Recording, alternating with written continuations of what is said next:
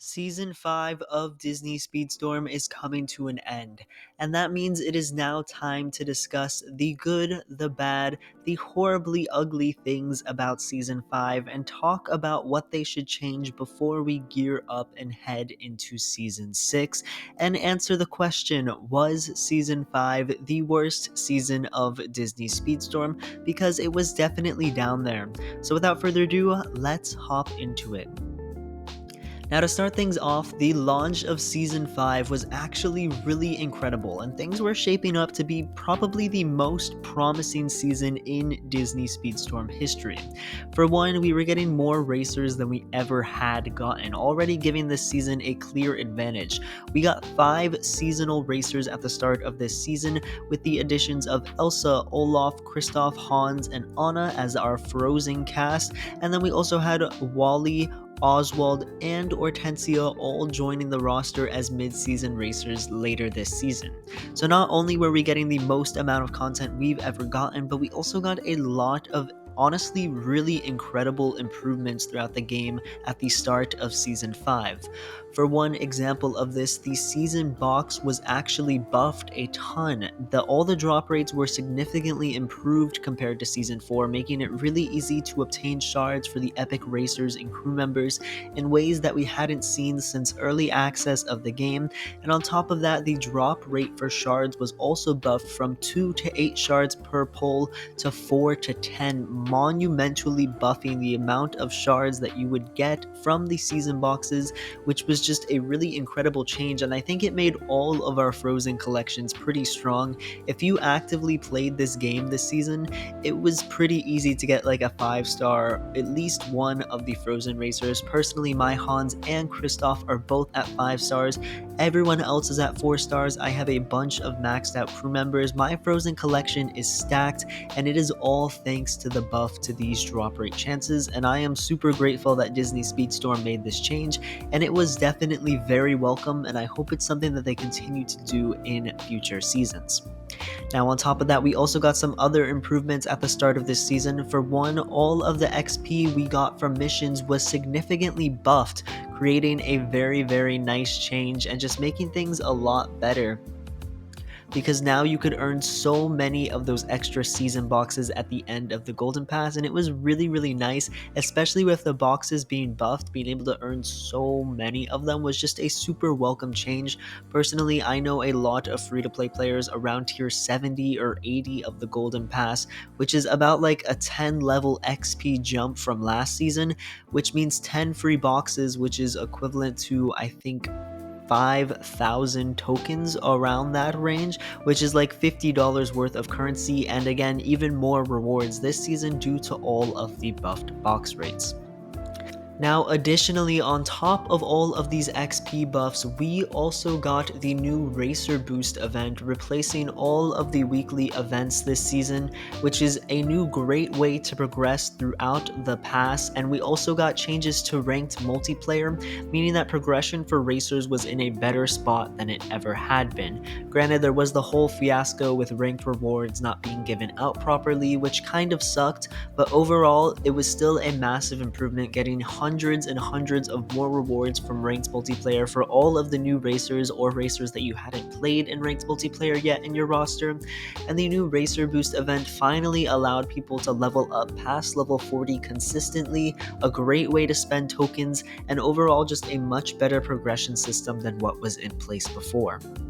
So I know what you guys were thinking. With all of these massive improvements to progression, the way we get XP, the season box rates, balance changes, and all this new content, how could Season 5 have possibly been the worst season in Disney Speedstorm? And well, it all started a couple weeks in when Oswald joined the game. Now, we already knew that last season, Hades and Gaston both had pretty poor events. We all know that in early access, you could easily obtain any of the mid-season racers, and that was horribly nerfed in Season 4 with Hades and Gaston, significantly reducing the drop rates of these characters. And well, while we all hoped that the Oswald event would improve this, it sadly didn't, and Oswald's event was just as hard as ever, and the follow-up event was even more difficult than it was in the previous season. seasons. But overall, this did not ruin the season by any means. I mean, it's what we were expecting during season 4, and season 4 was a pretty solid season, and I personally wasn't expecting any huge changes when Oswald's event came out.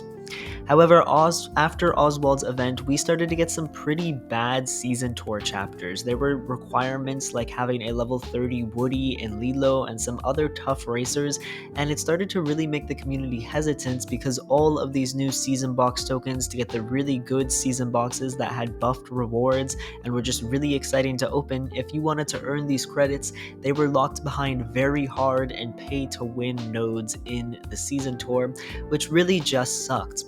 And each week seemed to get worse and worse. We would get a new Star Chaser event almost every week, which was super welcome. However, it felt like every single week the rewards for these Star Chasers event just kept getting nerfed. And by the end of the season, where we're at now, the current Star Chaser events don't give you any season box credits anymore. They only give you 3 epic crew member shards, and they only give 7 racer shards, not even enough to fully unlock a racer, which truly just makes the Star Chaser events just not feel special anymore, and it was definitely a sad progression over the course of the season as we watched these events get worse and worse. There were also some other pretty poor decisions with these Star Chaser events. For example, the Sully one, which had a time trial cup, which was definitely welcome. I would have loved a fair and fun time trial cup with good rewards, but unfortunately that was not the case for the Sully Star Chaser event. The time trial cup had pretty poor rewards even if you scored in the top percentile, and to score in the top percentile you would need a super high level Mike Wazowski, which was very hard to come by, and it was super competitive and skewed towards people who had been playing the game since season 1, which really just didn't feel fair for any of the new free-to-play players. And as the weeks went by, we also got some more questionable limited events. For example, all of the Christmas events, which were supposed to be super exciting and like a Christmas present from Gameloft, ended out just being really kind of disappointing, only getting 3 shards for a racer if you didn't have them unlocked.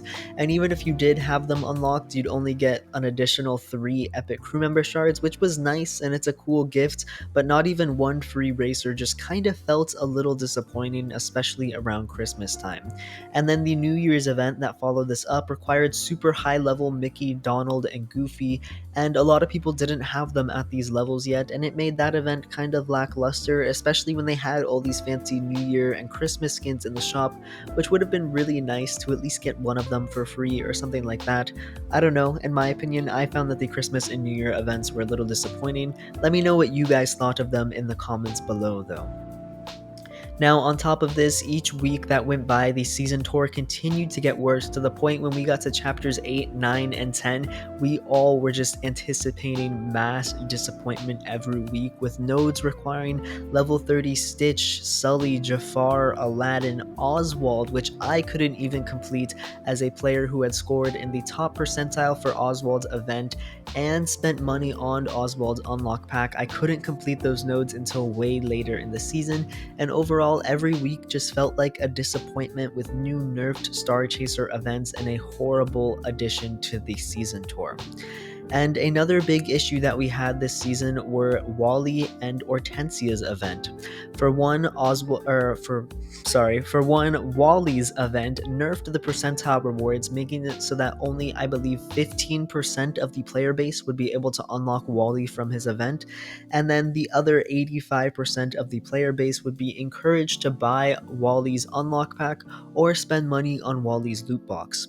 And then with Hortensia's event, it got even worse, with only the top 15% being able to unlock her, and the other 85% were forced to buy her loot box. There was no unlock pack. You would have to gamble in order to unlock Hortensia if you weren't able to place in the top percentile for the event, which in my opinion is just ridiculous and something that Disney Speedstorm definitely shouldn't have done. So overall, Season 5 of Disney Speedstorm had a lot of issues. It started out with an extremely promising beginning. We got so many free rewards, buffs to progression, buffs to XP, the Golden Pass, the characters were easy to obtain this season. Everything was going so smoothly, but horrible limited events, bad monetization and gambling and loot boxes, and the terrible season tour overall just kind of clouded the whole season and made it seem really bad. I mean, from week 5 onwards, every week was just kind of a disappointment, and it was really demoralizing to log onto the game and you wanted to grind, you wanted to play these new exciting seasonal characters, but all of the events and new fresh content that was coming out just kind of sucked, in my opinion.